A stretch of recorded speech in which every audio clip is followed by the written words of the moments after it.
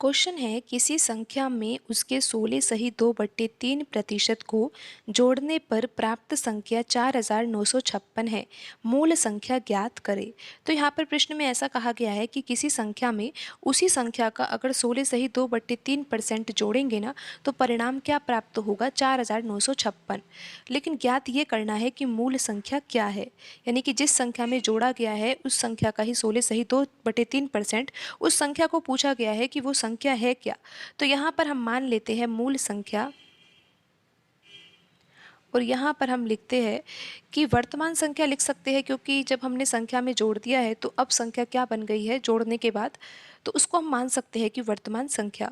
तो यहाँ पर अब आप ये देखिए कि 16 सही 2/3% है ना, तो 16 सही 2/3% का भिन्न रूप क्या होगा, क्योंकि भिन्न से सवाल हल करना आसान होता है। तो पहले तो हम इस मिश्रित भिन्न को साधारण भिन्न में चेंज कर लेते हैं। तो 3 का गुणा 16 से होगा 48, 48 में 2 जोड़ा जाएगा तो आ जाएगा यहाँ पर 50 बट्टा लिखेंगे हम 3। तो प्रतिशत का चिन्ह हटाएंगे तो बट्टे में हम 100 लिखेंगे, और जब इसको हल किया जाएगा तो ये किसके बराबर होगा, 50 से यहाँ पर 100 कटेगा 2 बार और यहाँ पर ये आ जाएगा 1/6। तो 16 सही 2/3% जो है वो किसके बराबर होता है, भिन्न में 1/6 के बराबर होता है। तो यहाँ पर जो बट्टे में 6 लिखा हुआ है ना, इसको तो हम मान रहे हैं मूल संख्या। मूल संख्या क्या है, 6। लेकिन अब मूल संख्या में कुछ जोड़ा जा रहा है। क्या जोड़ा जा रहा है, उसी संख्या का, यानी कि मूल संख्या का ही 16 सही 2/3% को जोड़ा जा रहा है। तो मूल संख्या अगर 6 है और 6 का अगर 16 सही 2/3% निकाला जाता है ना, तो वो 1 के बराबर आएगा।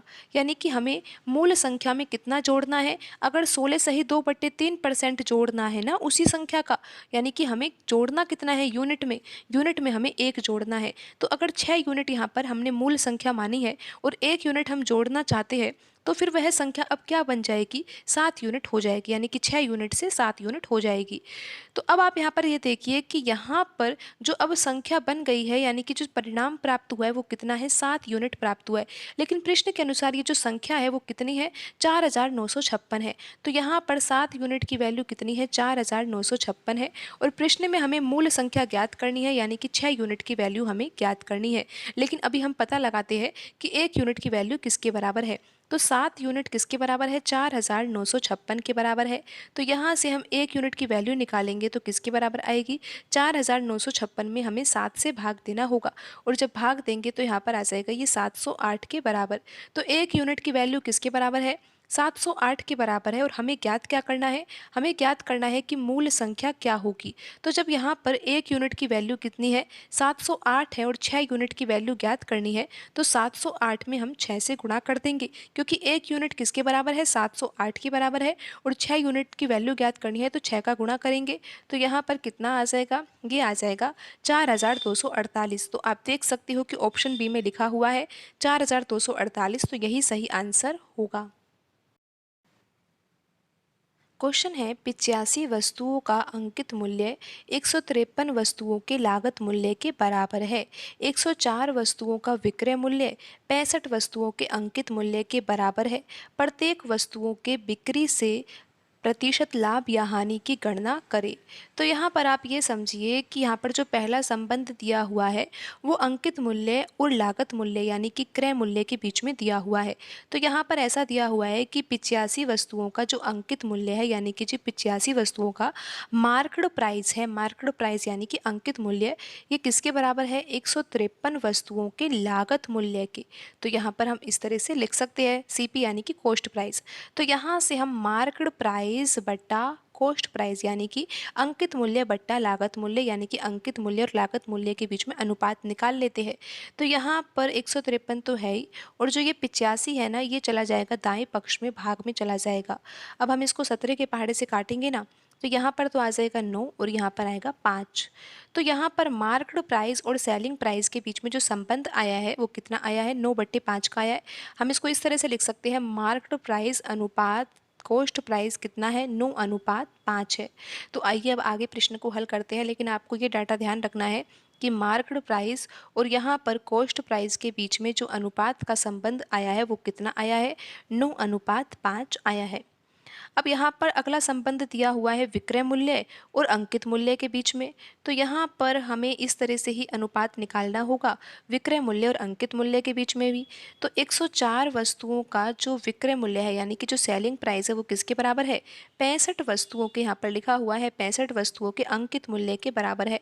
तो 65 वस्तुओं का मार्केट प्राइस इस तरह से हम लिख देंगे। तो सेलिंग प्राइस बट्टा हम मार्केट प्राइस निकालेंगे तो ये किसके बराबर आएगा, यहाँ पर 65 तो है ही, लेकिन यहाँ पर जो ये 104 है ये पट्टे में चला जाएगा और यहाँ पर हम 13 के पहाड़े से काट सकते हैं। तो ये अनुपात आ जाएगा यहाँ पर 5/8 का। तो सेलिंग प्राइस अनुपात जो मार्केट प्राइस आएगा वो कितना आएगा, 5/8 आएगा। तो आइए अब हम आगे प्रश्न को हल करते हैं। तो यहाँ पर आपको समझ में आ गया कि अब ये जो अनुपात आया है वो कितना कितना आया है। तो यहाँ पर आपको पता है कि जो ये अनुपात पहले वाला है वो कितना है, और यहाँ पर आपको पता है कि अब ये जो अनुपात आया है मार्केट प्राइस और सेलिंग प्राइस के बीच में वो कितना आया है, यहाँ पर था 5 और यहाँ पर था 8। ठीक है, तो अब हम यहाँ पर इन तीनों के बीच में अनुपात का संबंध निकाल लेते हैं, मार्केट प्राइस और यहाँ पर हम लिख सकते हैं सेलिंग प्राइस और यहाँ पर हम लिख सकते हैं कॉस्ट प्राइस। तो यहाँ पर हम किस तरह से अब यहाँ पर अनुपात लिखेंगे, आप यहाँ पर देखिए कि जो पहला अनुपात आया था 9:5, ये किस किस के बीच में है, मार्केट प्राइस और कॉस्ट प्राइस के बीच में है ना। तो यहाँ पर हम लिखेंगे मार्केट प्राइस के नीचे 9 और यहाँ पर क्रय मूल्य के नीचे लिखेंगे 5। फिर यहाँ पर देखिए कि जो ये अंकित मूल्य और यहाँ पर विक्रय मूल्य के बीच में जो अनुपात है वो कितना है, 8:5। तो यहाँ पर अंकित मूल्य के नीचे 8 और यहाँ पर विक्रय मूल्य के नीचे 5, इस तरह से यहाँ पर लिखना होता है। अब आप यहाँ पर ये देखिए कि यहाँ पर जो ये 9 है 8 है ये अलग अलग क्यों आ रहा है, जबकि वस्तु तो यहाँ पर एक ही तरह की है, एक ही तरह की तो वस्तुएं हैं। तो यहाँ पर जो ये अंकित मूल्य है ना, आपने देखा कि अंकित मूल्य का जब यहाँ पर क्रय मूल्य के साथ अनुपात है तो ये तो 9 है, लेकिन जब अंकित मूल्य का विक्रय मूल्य के साथ अनुपात है तो ये 8 है। लेकिन वास्तव में ये वैल्यू जो है ना वो बराबर होनी चाहिए। तो बराबर हम कर सकते हैं, अगर हम यहाँ पर 9 में 8 का गुणा कर दे और 8 में हम 9 का गुणा कर दे तो ये 72 हो जाएगा। लेकिन अनुपात है ना, तो यहाँ पर अगर 8 का गुणा किया है तो यहाँ पर आपको 8 का गुणा करना होगा और यहाँ पर 9 का गुणा किया है तो यहाँ पर 9 का गुणा करना होगा। तो अब हम यहाँ पर देखते हैं कि ये नया अनुपात क्या आएगा। 9 का गुणा 8 से करो चाहे 8 का गुणा 9 से करो, यहाँ पर आएगा 72 यूनिट। अंकित मूल्य कितना आ गया, 72 यूनिट आ गया है। 5 का गुणा 9 से किया जाएगा तो यहाँ पर जो विक्रय मूल्य है वो कितना आएगा, 45 यूनिट आएगा और यहाँ पर जो क्रय मूल्य है वो कितना आ जाएगा, 40 यूनिट आ जाएगा। तो इस तरह से आपने यहाँ पर ये समझा कि अंकित मूल्य, विक्रय मूल्य और क्रय मूल्य के बीच में अनुपात क्या आएगा। अब प्रश्न में क्या पूछा गया है, यहाँ पर आप ध्यान दीजिए कि प्रश्न में पूछा ये गया है कि प्रत्येक वस्तुओं के बिक्री से, यानी कि हम वस्तुओं को बेचेंगे तो बेचने से अब यहाँ पर लाभ या हानि जो होगा ना उसका हमें प्रतिशत में आंसर देना है कि लाभ प्रतिशत या हानि प्रतिशत क्या होगा। लेकिन अब ये तो देखते हैं कि लाभ हो रहा है या हानि हो रहा है। वस्तु को बेचना है, आपको पता है कि वस्तु का जो क्रय मूल्य है यानी कि वस्तु को जो खरीदा गया है वो तो 40 यूनिट में खरीदा गया है और वस्तु को बेचना कितने में है, 45 यूनिट में। तो आप यहाँ पर देख ही सकते हो ना कि लाभ तो हो रहा है और कितने का लाभ हो रहा है, 5 यूनिट का लाभ हो रहा है। 40 की वस्तु को 45 में बेचा जाए तो 5 का लाभ ही तो होगा। अब आंसर तो हमें प्रतिशत में देना है तो बट्टे में हम 40 लिखेंगे क्योंकि यहाँ पर क्रय मूल्य क्या है, 40 है और मल्टीप्लाई हम करेंगे यहाँ पर 100 से। अब हम इसको हल कर लेते हैं। 5 के पहाड़े से यहाँ पर 40 कटेगा 8 बार और 100 में अगर 8 से भाग दिया जाएगा तो यहाँ पर आंसर आ जाएगा 12.5%। लेकिन ये जो आंसर है ये लाभ प्रतिशत का आंसर है क्योंकि आप देख सकते हो कि यहाँ पर विक्रय मूल्य कितना है, 45 है और क्रय मूल्य कितना है, 40 है। तो यहाँ पर 5 यूनिट का लाभ हो रहा है और हमने प्रतिशत में आंसर निकाला है तो वो कितना आया है, 12.5%। ऑप्शन बी यहाँ पर सही आंसर होगा। क्वेश्चन है, एक व्यक्ति अपनी आय का 15% बचत करता है। यदि उसकी आय में 20% की वृद्धि होती है और वह अभी पहले जितनी ही बचत करता है तो उसके खर्चे में कितने प्रतिशत वृद्धि हुई। तो ऐसा प्रश्न में पूछा गया है कि खर्चे में कितने प्रतिशत की वृद्धि हुई है। लेकिन आप यहाँ पर लिख सकते हो कि आय और आय में से, आय मतलब जितना व्यक्ति कमाता है वह उसकी आय हो गई। फिर आय में से वह कुछ रुपए खर्च कर देता है और जो रुपए खर्च नहीं करता है उन रुपए को वह बचा लेता है और उसको ही हम कहते हैं बचत। तो यहाँ पर हम मान लेते हैं कि किसी व्यक्ति की जो आय है वो कितनी है, 100 रुपये है। अगर उस व्यक्ति की आय 100 रुपये है तो 100 रुपये में से वह कितने रुपए बचा रहा है, अपनी आय का 15% बचा रहा है। तो 100 अगर उसकी आय है और 15% यानी कि 15 रुपये बचा लेगा तो फिर वह खर्च कितना करेगा। अगर 100 रुपये में से 15 रुपये उसने बचा लिए हैं तो इसका सीधा सा अर्थ ये है कि उसने 85 रुपये खर्च किए हैं। अब आगे प्रश्न में ऐसा कहा गया है कि उसकी आय में 20% की क्या हो रही है, वृद्धि हो रही है। उसकी आय हमने कितनी मानी है, 100 मानी है ना, और 100 में अगर हम 20% की वृद्धि करेंगे ना तो उसकी आय कितनी हो जाएगी, 120 रुपये हो जाएगी। अब आगे प्रश्न में कहा गया है कि आय में तो 20% की वृद्धि हो गई है, लेकिन वह अभी पहले जितनी ही बचत करता है, यानी कि अभी भी वह पहले जितनी ही बचत कर रहा है, यानी कि पहले अगर 15 यूनिट की बचत करता था तो अब भी वह बचत 15 यूनिट की ही करेगा। तो अब ये बताना है कि उसके खर्चे में कितने परसेंट की वृद्धि होगी। तो अब आप ये देखिए कि 120 रुपये उसकी आय हो गई है और बचत वह अभी भी 15 की ही कर रहा है, तो फिर उसने खर्च कितना किया होगा, 105 रुपये उसने खर्च किए होंगे।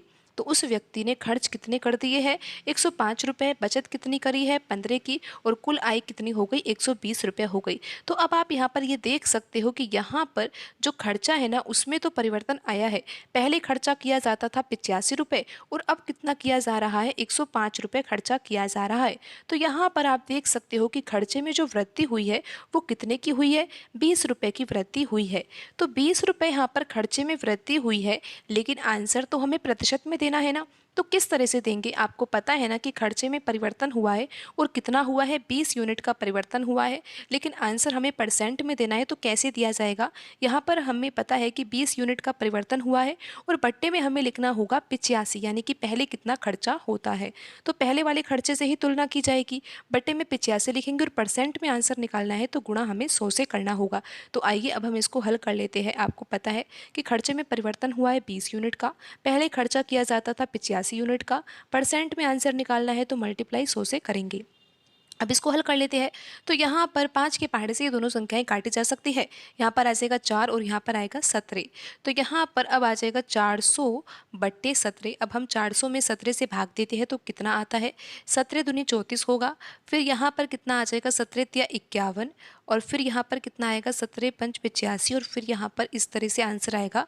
आप देख सकते हो कि आंसर हमारा आ चुका है। ऑप्शन सी में लिखा हुआ है 23.52%। आप देख सकते हो कि ऑप्शन सी में लिखा हुआ है 23.52%, तो यही सही आंसर होगा। तो खर्चे में कितने परसेंट की वृद्धि हुई है, ये वृद्धि ही तो हुई है। पहले खर्चा 85 यूनिट था और फिर जैसे ही आय में वृद्धि हुई है, लेकिन बचत तो वही की वही थी, तो इस कारण खर्चा बढ़ गया है और खर्चा हो गया था 85 से 105। यहाँ पर जो वृद्धि हुई थी वो 20 यूनिट की हुई थी और पहले कितना खर्चा किया जाता था, 85 यूनिट। तो इस तरीके से हमने आंसर निकाल लिया है परसेंटेज में कितनी वृद्धि हुई है, 23.52% की वृद्धि हुई है। ऑप्शन सी यहाँ पर सही आंसर होगा। क्वेश्चन है, एक व्यक्ति अपनी आय का 25% बचत करता है। अगर उसकी आय 10% बढ़ जाती है और खर्चा 20% बढ़ जाता है तो ज्ञात कीजिए कि बचत में कितने परसेंटेज का परिवर्तन होगा।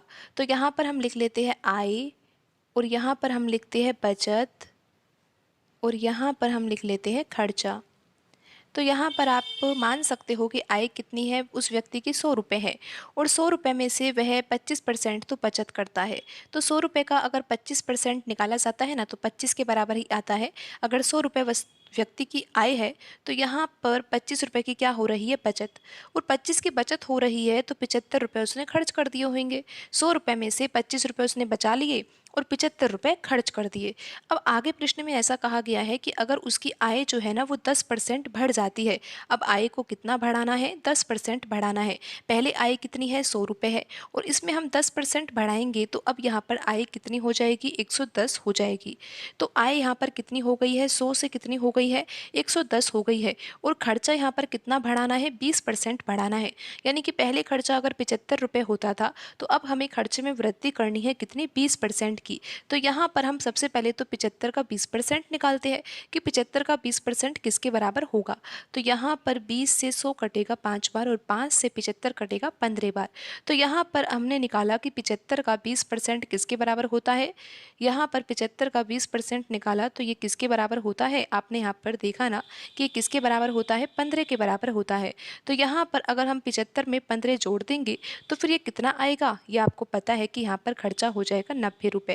तो अब आपको यहाँ पर ज्ञात ये करना है, क्या ज्ञात करना है, यहाँ पर ये ज्ञात करना है कि बचत में कितने परसेंटेज का परिवर्तन हुआ। तो पहले हम बचत तो निकाले। आप देखिए कि आय तो कितनी हो गई है, 110 हो गई है। 100 थी पहले आय, लेकिन अब आय 110 रुपये हो गई है। और खर्चा जो है वो पहले 75 रुपये था, लेकिन खर्चे में वृद्धि हो गई ना, जिसके कारण खर्चा अब 90 रुपये हो गया है। तो अब आप यहाँ पर देख सकते हो कि 110 में से 90 रुपये तो खर्च ही कर दिए गए, तो 20 रुपये बचा लिए गए होंगे। तो यहाँ पर जो बचत है वो कितनी हो गई है, 20 रुपये हो गई है। अब आप ये देख सकते हो कि बचत में परिवर्तन तो हुआ है। पहले बचत कितनी थी, 25 यूनिट थी, लेकिन अब कितनी कर रहे हैं बचत, 20 यूनिट की। तो यहाँ पर जो परिवर्तन आया है वो कितने का आया है, 5 यूनिट का आया है। यानी कि यहाँ पर 5 यूनिट जो है वो बचत में कमी हुई है। लेकिन आंसर हमें परसेंट में देना है, तो आपको पता है कि कमी कितनी आई है, 5 यूनिट की आई है। पहले कितनी बचत की जाती थी, 25 यूनिट, तो बट्टे में हम 25 लिखेंगे और मल्टीप्लाई यहाँ पर हमें 100 से करना होगा, क्योंकि आंसर परसेंटेज में निकालना है। 25 के पहाड़े से यहाँ पर 100 कट जाएगा, कितनी बार, 4 बार कटेगा, और 5 का गुणा 4 से होगा, तो यहाँ पर आंसर आ जाएगा 20%। और जो ये आंसर आएगा ना, ये कमी का आंसर आएगा, यानी कि यहाँ पर जो बचत में परिवर्तन हुआ है वो 20% कमी हुई है।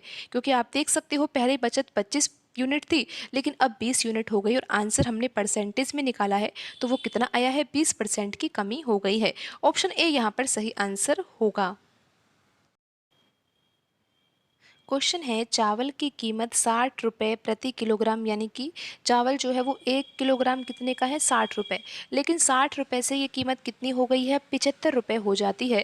यानी कि चावल की कीमत में बढ़ोतरी हुई है। पहले 60 रुपये में 1 किलोग्राम चावल आते थे, लेकिन अब कितने आते हैं, 1 किलोग्राम चावल कितने में आते हैं, 75 रुपये में आते हैं, यानी कि कीमत में वृद्धि हो गई है। तो अब प्रश्न में ऐसा पूछा गया है कि चावल की खपत को कितने परसेंटेज कम करना होगा ताकि बढ़ा हुआ खर्च केवल 10% रहे। यानी कि हम खर्चे, अगर कीमत बढ़ रही है तो निश्चित रूप से खर्चा तो बढ़ेगा ही बढ़ेगा। तो खर्चे को तो हम कितना बढ़ा रहे हैं, 10% बढ़ा रहे हैं। लेकिन अब प्रश्न में ये पूछा गया है कि खपत को कितना कम करना होगा, क्योंकि हम उतना ही खर्चा नहीं बढ़ा रहे हैं जितना प्रतिशत कीमत बढ़ी है। जितने परसेंटेज यहाँ पर कीमत बढ़ी है, उतने परसेंटेज हम खर्चा नहीं बढ़ा रहे हैं।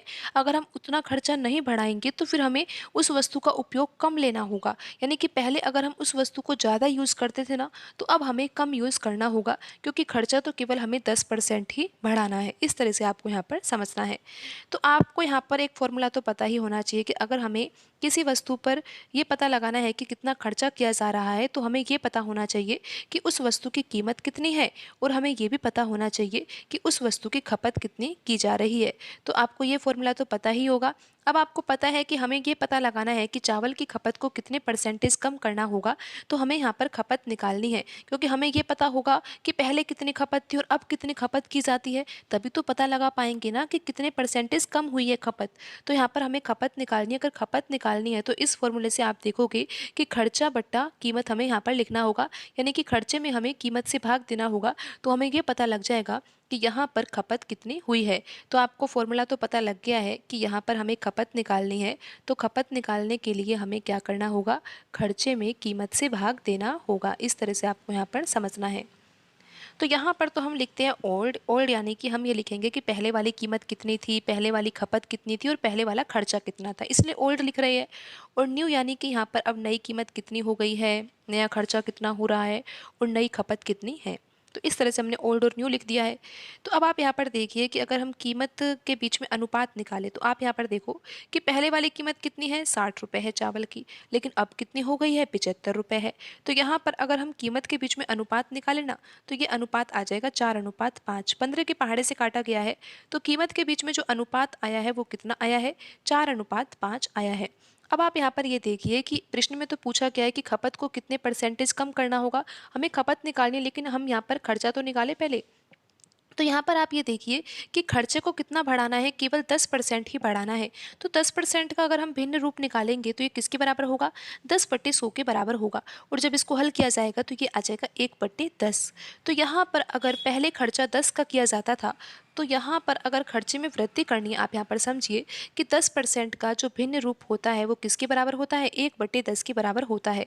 तो यहाँ पर अगर बट्टे में जो 10 लिखा हुआ है, इसको हम मान लेते हैं कि पहले खर्चा जो किया जाता था चावल के ऊपर, वो 10 यूनिट खर्चा किया जाता था, लेकिन अब खर्चे को बढ़ाया जा रहा है। और कितना बढ़ाया जा रहा है, 10% बढ़ाया जा रहा है। तो 10 का 10% तो होता है 1 के बराबर। अगर 10 रुपये या फिर 10 यूनिट खर्चा पहले किया जाता था और खर्चे में हमें 10% की बढ़ोतरी करनी है, तो यहाँ पर हमें वृद्धि करनी है 1 यूनिट की, यानी कि अगर पहले खर्चा 10 यूनिट किया जाता था तो अब खर्चा किया जाएगा 11 यूनिट, क्योंकि 1 यूनिट की हमें वृद्धि करनी है। तो इस तरह से आप यहाँ पर समझ गए होंगे कि पुराना खर्चा जो है वो कितना था, 10 यूनिट था, और नया खर्चा कितना है, 11 यूनिट है। तो यहाँ पर अब खर्चे के बीच में जो अनुपात आया है वो 10:11 आ गया है।